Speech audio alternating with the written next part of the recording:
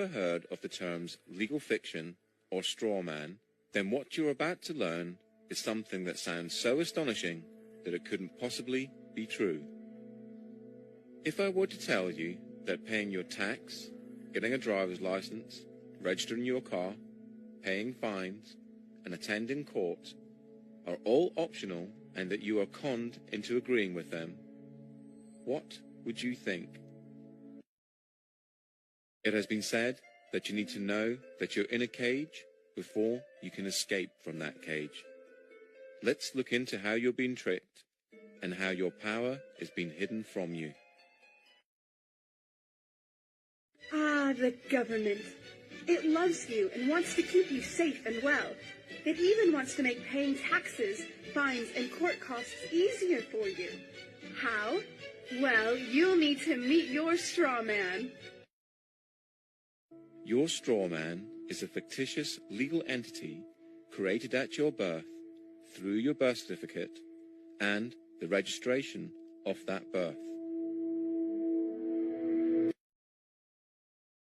Here is a definition of straw man. A front, a third party who is put up in name only to take part in a transaction. Nominal party to a transaction. Black's Law Dictionary, 6th edition. The term is also used in commercial and property contexts when a transfer is made to a party.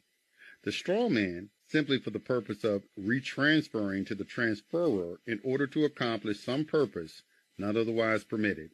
Barron's, 3rd edition. The straw man is an artificial person. The straw man was created by law shortly after you were born via the registration of the application for your birth certificate. The name for the straw man is your name in all capital letters. You will notice that the inscription on the birth certificate in your name is in all capital letters.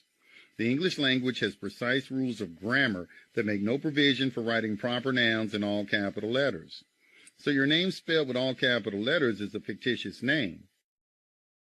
Whenever a human being is born, there's two entities. One is the real entity, which is the human being, the flesh and blood, and the other is a legal fiction, a fictional entity that is nothing more than a piece of paper, the birth certificate. Again, we're duped into believing that these are one in the same, and so we're tricked into representing the legal fiction, the straw man, that birth certificate. So when people get fines and things like that, it's actually consulting the legal fiction, the non-existent entity, the corporate entity that is owned by corporations. You have any interactions with the bureaucracy, okay? They're not interacting with you, they're actually interacting with your legal fiction, because they can't deal with a flesh and blood human. Yeah, they have to deal with another corporation. When you start to break down the words that we use and you start to look at the roots of all these words and you actually look at where these words, what these words actually really mean, you start to get an idea of what's going on. The word corporation is very, very specific because it's corporal oration, it's dead speak. So a corporation is something that's dead. It's an entity that exists only in a legal framework. It doesn't exist in any other framework at all.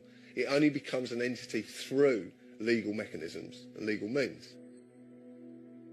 In essence, when you were born and far too young to understand, a company with your name was created through your birth certificate. When your parents registered your birth, they actually created a company and handed ownership of that company and you over to the state. It is important to remember that your parents were tricked and had no idea this was happening.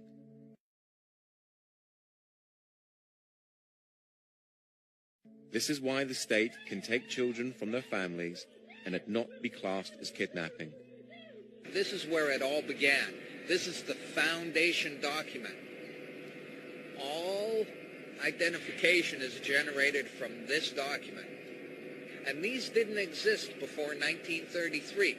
These only came into being in 1933 when they hatched this plan.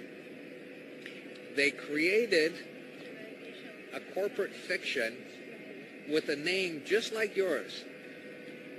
In doing this, they registered and monetized the spirit and soul of a living being. My name is spelt in all capitals here. So's yours, so's your driver's license, your health card, anything you get from the government, your name is spelt in all capital letters. And when you use any government identification, you are identifying yourself as a corporation, and you are existing within the jurisdiction of corporate law. And just because you didn't know what you're doing, that's no excuse. It doesn't exonerate you from liability. There was a bankruptcy in 1933, and the central bankers came in and said, we have a mechanism whereby you can continue to conduct commerce even though you're bankrupt and there's no money. Pledge your citizens as collateral. That happened in 1933, the bankruptcy. And that, by no coincidence, is why these started to be issued in 1933. So you may be walking around thinking you're free and you have rights. But the bottom line is that you are owned, you're a chattel, you're a slave. And these people own you. And that's why they can do things to you against your will. Because you comply. Right now I'm going to just read a quote from Edward Mendell House and what he had to say in a private meeting with Woodrow Wilson, president between 1913 and 1921, from the private papers of Woodrow Wilson. Quote, very soon, every American will be required to register their biological property in a national system designed to keep track of the people, and that will operate under the ancient system of pledging. By such methodology, we can compel people to submit to our agenda, which will affect our security as chargeback for our fiat paper currency. Every American will be forced to register or suffer not being able to work and earn a living. They will be our chattel, and we will hold the security interest over them forever by operation of law merchant under the scheme of secured transactions. Americans, by unknowingly or unwittingly delivered the bills of lading to us, will be rendered bankrupt and insolvent, forever to remain economic slaves through taxation secured by their pledges. They will be stripped of their rights and given commercial value, designated to keep us a profit that will be none the wiser. For not one man in a million could ever figure out our plans, and if by accident one or two would figure it out, we have in our arsenal plausible deniability. After all, this is the only logical way to fund government, by floating liens and debt to the registrants in the form of benefits and pledges.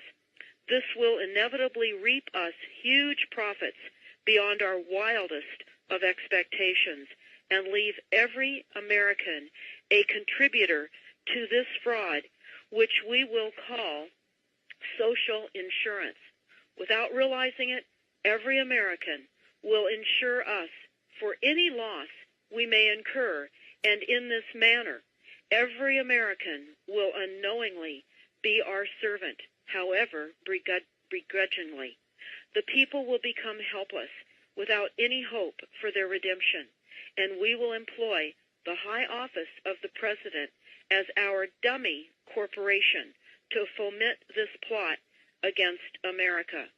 Having established plausible deniability, even if people become enlightened that they had a remedy and pursued it, the attorneys, judges, and legislators could claim that they did not understand the people's claims, especially if the technical requirements for achieving it were not followed pursuant to statutory requirements. Requiring the public schools to teach civics, government, and history classes out of federally approved, politically correct textbooks written by the publishing houses, owned by the owners of the Federal Reserve, would assure that the people would not discover the remedy for a long time, if ever.